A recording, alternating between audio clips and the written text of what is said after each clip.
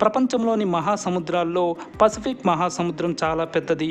దీనితో పోల్చితే హిందూ మహాసముద్రం సగం ఉంటుంది. పసిఫిక్ మహాసముద్రం అటు కాలిఫోర్నియా నుంచి ఇటు చైనా వరకు 9,65,00,000 చదరపు కిలోమీటర్లు విస్తరించి ఉంది. ప్రపంచంలోని భూమి మొత్తాన్ని ఒక చోటికి చేర్చితే దానికంటే పెద్దదిగా ఉంటుంది పసిఫిక్ మహాసముద్రం. ఈ మహాసముద్రంలో కొన్ని ప్రదేశాల్లో లోతు 10,000 అడుగులకు పైగా ఉంటుంది. భూమిపై అత్యంత లోతుగా ఉండే మహాసముద్రం ఇదే.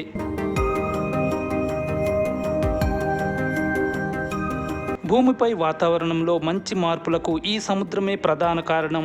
అలాగే ఈ సముద్రంలోనే ప్లాస్టిక్ వ్యర్థాలు ఎక్కువగా ఉన్నాయి. అంతేకాదు ఎక్కువగా చేపలు సముద్ర ఆహారాన్ని వేటాడుతున్నది కూడా ఈ మహాసముద్రంలోనే. ఎక్కువగా చమురును వెలికి తీస్తున్నది కూడా ఇందులోనే. అత్యంత శక్తివంతమైన తుఫాన్లు, హరికేన్లు ఈ సముద్రంలోనే పుడుతున్నాయి.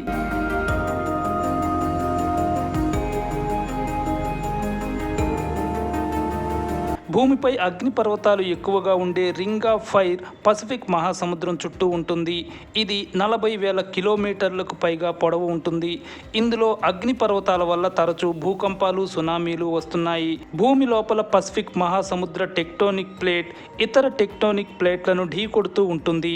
అందువల్లే ఈ రింగ్ ఆఫ్ ఫైర్లో అగ్నిపర్వతాలు యాక్టివ్గా ఉంటాయి.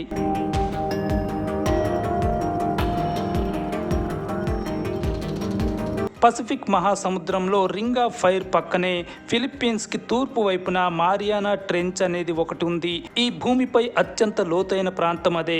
దాదాపు 11 కిలోమీటర్ల లోతు ఉంటుంది.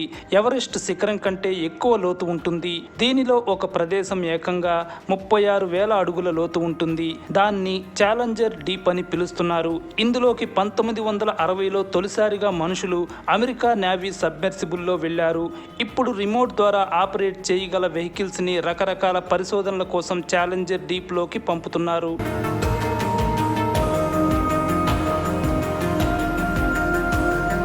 సైంటిస్టులను ఓ విషయం ఆశ్చర్యపరుస్తోంది. సముద్రాల అత్యంత లోతుల్లో రకరకాల చేపలు, ప్రాణులు జీవించగలుగుతున్నాయి. అలాంటి చోట మనుషులు బతకలేరు. వెంటనే వారి ఎముకలు విరిగిపోతాయి. శరీరం పచ్చడై చూర్ణంలా అయిపోగలదు. కానీ అలాంటి చోట వింత ప్రాణులు జీవిస్తున్నాయి.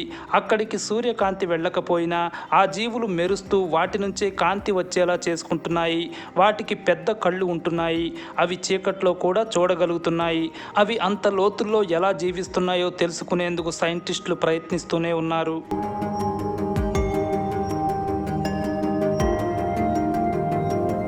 సముద్రాన్ని మనం చూసే కోణం వేరు, సైంటిస్టులు చూసే కోణం వేరు. మనకు సముద్రాన్ని చూసినప్పుడు ఆనందం కలుగుతుంది, సైంటిస్టులకు ఆవేదన కలుగుతుంది. ఎందుకంటే భూమిపై ఏర్పడే కార్బన్ డయాక్సైడ్లో 30% సముద్రాలు పీల్చుతున్నాయి. దీనివల్ల పర్యావరణానికి మేలు జరుగుతున్నట్లు కనిపిస్తోంది, కానీ సముద్రాలు పాడైపోతున్నాయి. కార్బన్ డయాక్సైడ్ వల్ల సముద్ర నీరు మరింత వేడెక్కుతూ మరింత ఉప్పగా అయిపోతోంది. అందువల్ల ఆల్చిప్పల్లో జీవులు, పగడపు దిబ్బలు దెబ్బతింటున్నాయి. అలాగే సీల్స్, ఒట్టర్ల వంటి వాటి సంఖ్య తగ్గిపోతోంది. సముద్రానికి హాని జరిగితే పర్యావరణానికి హాని జరిగినట్లే. పసిఫిక్ మహాసముద్రానికి సంబంధించి మనం మరో షాకింగ్ విషయం కూడా చెప్పుకోవాలి. ఏంటంటే కాలిఫోర్నియా, హవాయి మధ్య ఉన్న ప్రదేశాన్ని గ్రేట్ పసిఫిక్ గార్బేజ్ ప్యాచ్ అంటారు. ఇక్కడి సముద్ర జలాల్లో భారీగా ప్లాస్టిక్ వ్యర్థాలు పోగవుతున్నాయి. ఇక్కడ ప్లాస్టిక్ ఇసుక రేణువుల సైజులో ఉంటుంది. అలాగే ఇక్కడ భారీ ఎత్తున పాడైపోయిన వలలు సముద్రంలో కుప్పలు తెప్పలుగా ఉన్నాయి. ఈ వలల్లో చిక్కుకొని రోజు వేల కొద్దీ చేపలు, తాబేళ్లు, ఇతర సముద్ర జీవులు చనిపోతున్నాయి. ఈ గార్బేజ్ ప్యాచ్ అనేది మన సౌత్ ఇండియా కంటే పెద్దగా ఉంటుంది. అంటే పసిఫిక్ మహాసముద్రాన్ని ప్లాస్టిక్ ఏ స్థాయిలో నాశనం చేస్తోందో మనం అర్థం చేసుకోవచ్చు.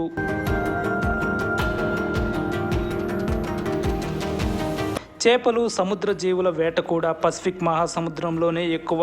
ప్రస్తుతం ఇది ప్రమాదకర స్థాయిలో ఉంది. అంటే ఉత్పత్తి అవుతున్న చేపల కంటే వేటాడుతున్న చేపల సంఖ్య ఎక్కువగా ఉంటోంది. దాంతో రాను సముద్రంలో చేపలు, ఇతర జీవుల సంఖ్య తగ్గిపోతోంది. ఇలా మనుషులు ఇంత గొప్ప మహాసముద్రాన్ని అన్ని రకాలుగా నాశనం చేస్తున్నారు.